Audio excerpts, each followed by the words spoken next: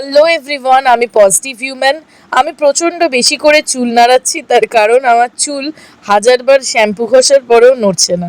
তার কারণ এখানে ইন্ডিয়াতে যতবারই শ্যাম্পু ঘষছি না কেন আমার চুল ঠিক নেতিয়ে আছে। আর ওদিকে মিটি মিটি হাসছে আমাদের সবার পরিচিত দীপু দাদু।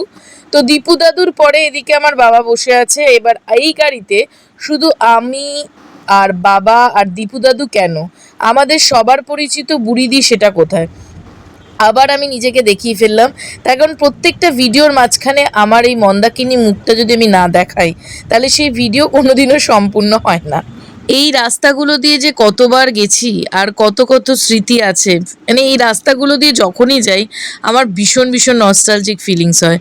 তো যাই হোক, আমাদের সবার পরিচিত বুড়িদি সে কোথায়? বুড়িদি এবং আমার দাদু এবং আমার দিদা তারা অন্য গাড়িতে আছে, কিন্তু আমাদের যিনি ড্রাইভ করছেন তিনি সবাইকে পেছনে ফেলে আগে ছুটে যাচ্ছেন।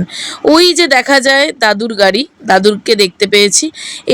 এরপরে দেখা যাবে ওই যে বুড়িদি ক্লোজ আপের হাসি হেসে আমার দাদুকে আঙুল দেখিয়ে আমাদের গাড়ি দেখাচ্ছেন। কিন্তু যাই হোক, বেশিক্ষণ আর দেখাতে পারলেন না, কারণ আমার ড্রাইভার কাউকে তার গাড়ির আগে যেতে দেবে না।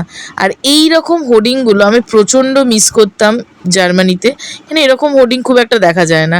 আর ওই যে উঁচু আকাশচুম্বী building, high rise gated community, ওইগুলোর পাশ দিয়ে যেতে যেতে হঠাৎ বৃষ্টি। গাড়ির মধ্যে বসে বসে বৃষ্টি উপভোগ করার মজা আলাদা, কিন্তু এই বৃষ্টিটাই যদি গাড়ির বাইরে পাবলিক ট্রান্সপোর্টে যেতাম আর কাক ভেজা ভিজতাম, তখন মোটেই ভাল লাগতো না। তখন একবারও মনে হতো না বৃষ্টি বৃষ্টি কি অপরূপ সৃষ্টি। এই যে আর একজন ভগবানের অপরূপ সৃষ্টি, যাকে আমি বারবার করে ভিডিওতে দেখাই, সেটা আমি।